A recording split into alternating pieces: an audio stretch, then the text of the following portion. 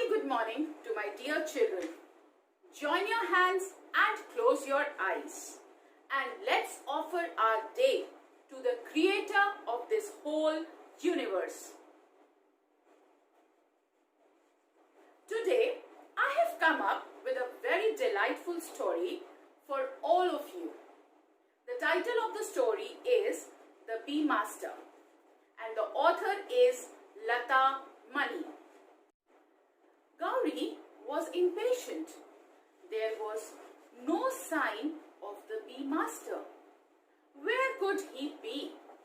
She stood at the window and stared as though she could make him show up if she tried hard enough.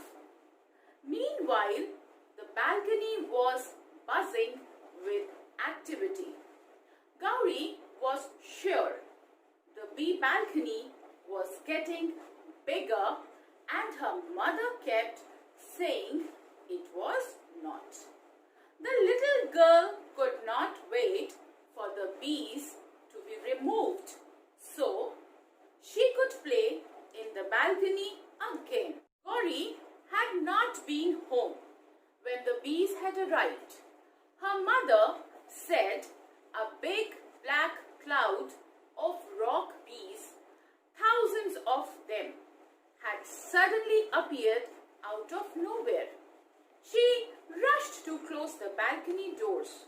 Within minutes, each rock bee was hanging onto the body of another bee to form what is called a bee colony or nest.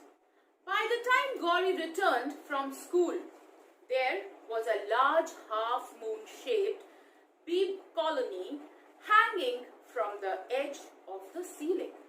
"Can you see?" her mother asked, pointing to it. "How, while birds use twigs, leaves and grass to build a place to lay their eggs, rock bees use their bodies to help the queen bee to do the same." At first, Gauri was scared of the bees. She would look at them and then look away. A few seconds later, she would sneak another peep. Gradually, she got used to them. "Are they busy making honey?" she asked her mother. "Not yet. First, the bees need to make the honeycomb. The bee master told me the honeycomb will begin to take shape in 15 days. And given the size of this bee nest, it will be 3 months before we will get her honey." The doorbell rang and Gauri ran to see who it was. A man with a moustache was handing her mother a card. "Do come in, Mr. Ramaya. We have been waiting for you," her mother said. "My little Gauri has been looking forward to meeting a bee expert." "Can you tell me," Gauri blurted out, "why the bees came here?" "Of course," said Mr. Ramaya. "As Bangalore has grown, more and more trees have been cut down to make room for roads, shops, houses. Many of the places in which rock bees used to build their colonies have been destroyed. So, they have begun looking for new places. They like buildings with trees around them and a pond or lake nearby. We have coconut trees outside and there is a lake nearby," said Gauri excitedly. "Ah," said Mr. Ramaya, smiling. Then he strode towards the balcony. Gauri followed him, ignoring her mother, who was asking her to stay back. "You can watch me, but you must do as I say," said the bee master, stopping to look at her. Gauri nodded. "First, let me tell you what I will not do. I will not shoo away the bees. That would be dangerous.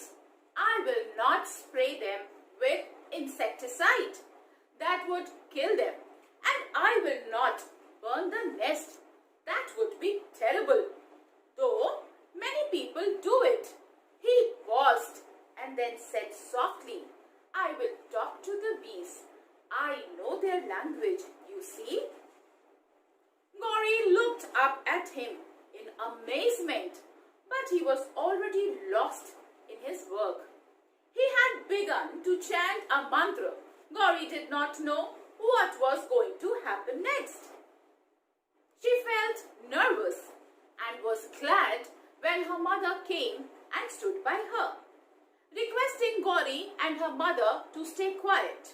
Mr. Ramaya opened the balcony door and took small steps towards the nest. A few bees approached him. They have come to check if I am a friend or someone from whom they need to protect themselves. He said over his shoulder, this bee here is a drone. This one is a worker bee, and this, his voice trailed off. He closed his eyes and placed his hands on the bees. The bees had accepted Mr. Ramaya, and he and they seemed to be communicating silently. Gauri watched in awe. She was so glad her mother had read about the bee master in the newspaper. It seemed cruel and foolish to burn the bees or kill them with insecticide when they could be treated so gently.